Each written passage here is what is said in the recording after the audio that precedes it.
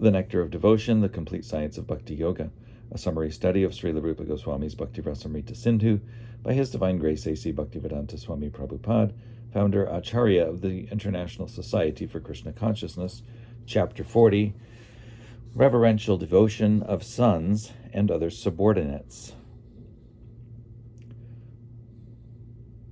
True reverential devotion is exhibited by persons who think themselves subordinate to Krishna, and by persons who think themselves sons of Krishna.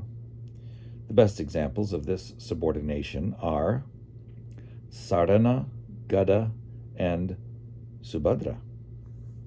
They were all members of the Jadu dynasty, and they always used to think themselves protected by Krishna. Similarly, Krishna's sons, such as Pradyumna, Charudeshna, and Samba, felt the same way. Krishna had many sons in Dwaraka. He begot 10 sons by each of his 16,108 queens, and all of these sons, headed by Pradyumna, Charudeshna, and Samba, used to think themselves always protected by Krishna. When Krishna's sons dined with him, they would sometimes open their mouths for Krishna to feed them. Sometimes, when Krishna would pat one of his sons, the son would sit on Krishna's lap, and while Krishna was blessing the son's head by smelling it, the others would shed tears, thinking how many pious activities he must have performed in his previous life. Out of Krishna's many sons,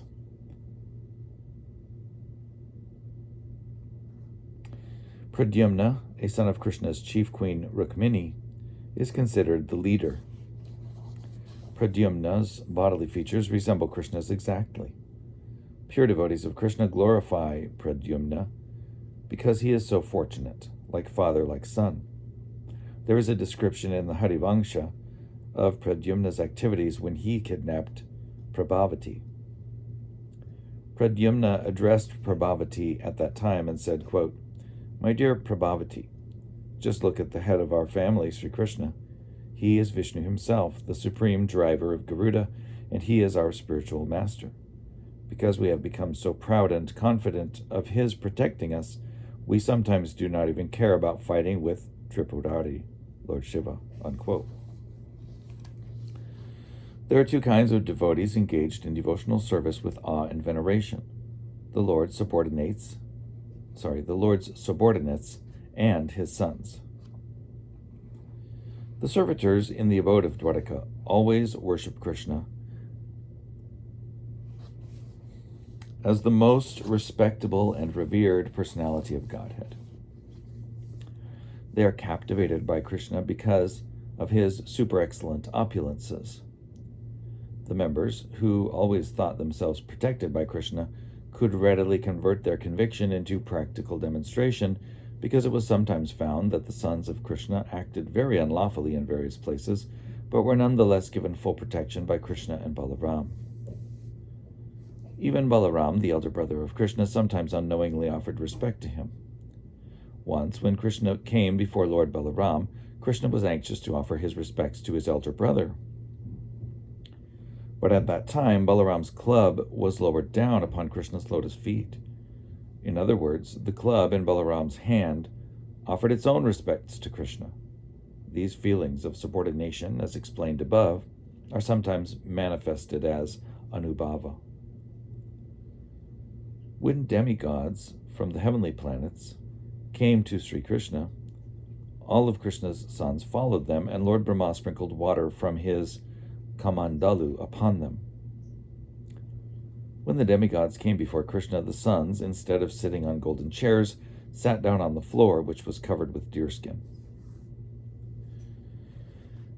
Sometimes the behavior of Krishna's sons appears similar to the behavior of his personal servants. For example, the sons used to offer their obeisances. They were silent, submissive, and gentle, and they were always ready to carry out Krishna's orders, even at the risk of life. When present before Krishna, they bowed down on the ground. They were very silent and steady, and they used to restrain coughing and laughing before the Lord. Also, they never discussed Krishna's pastimes in conjugal love. In other words, devotees who are engaged in reverential devotional service should not discuss the conjugal loving affairs of Krishna. No one should claim his eternal relationship with Krishna unless he is liberated. In the conditioned state of life, the devotees have to execute the prescribed duties as recommended in the codes of devotional service. When one is mature in devotional service and is a realized soul, he can know his own eternal relationship with Krishna. One should not artificially try to establish some relationship. In the premature stage, it is sometimes found that a lusty conditioned person will artificially try to establish some relationship with Krishna in conjugal love. The result of this is that one becomes prakrita sahaja, or one who takes everything very cheaply. Although such persons may be very anxious to establish a relationship with Krishna in conjugal love, their conditioned life in the material world is still most abominable. A person who has actually established his relationship with Krishna can no longer act on the material plane, and his personal character cannot be criticized. When Cupid came on one occasion to visit Lord Krishna, some devotee addressed him thus, quote, "My dear Cupid, because you have been so fortunate as to have placed your eyesight on the lotus feet of Krishna, the drops of perspiration on your body have become frozen, and they resemble kantaki fruits, a kind of small fruit found in thorny bushes," unquote. These are signs of ecstasy and veneration for the Supreme Personality of Godhead. When the princes of the Jadu dynasty heard the vibration of Krishna's Panchajanya conch shell, the hairs on their bodies immediately stood up in ecstatic jubilation. It seemed at that time that all the hairs on the bodies of the princes were dancing in ecstasy. In addition to jubilation, there are sometimes symptoms of disappointment. Pradyumna once addressed Samba with these words, quote, "My dear Samba, you are such a glorified personality. I have seen that once when you were playing on the ground, your body became covered with dust, yet our Father Lord Krishna still took you up on his lap. But I am so unfortunate that I could never get such love from our Father," unquote. This statement is an example of disappointment in love. To regard Krishna as one's superior is called reverential feeling, and when, in addition to this, a devotee feels that Krishna is his protector, his transcendental love for Krishna is increased, and his combined feelings are called reverential devotion. When this steady reverential devotion increases further, it is called love of Godhead in reverential devotion. Attraction and affection are two prominent symptoms of this stage. In this reverential devotional attitude, Pradyumna never talked to his father in a loud voice. In fact, he never so much as unlocked the lips of his mouth, nor did he ever show his face filled with tears. He would always glance only at the lotus feet of his father. There is another example of steady and fixed love for Krishna in the instance of Arjuna's informing him of the death of Arjuna's son, Abhimanyu, who was also the nephew of Krishna. Abhimanyu was the son of Subhadra, Krishna's younger sister.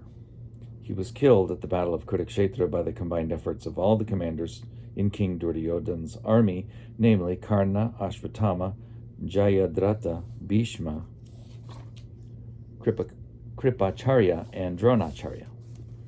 In order to assure Krishna that there was no change of love on Subhadra's part, Arjuna informed him, quote, "Although Abhimanyu was killed almost in your presence, Subhadra's love for you is not agitated at all, nor has it even slightly changed its original color," unquote.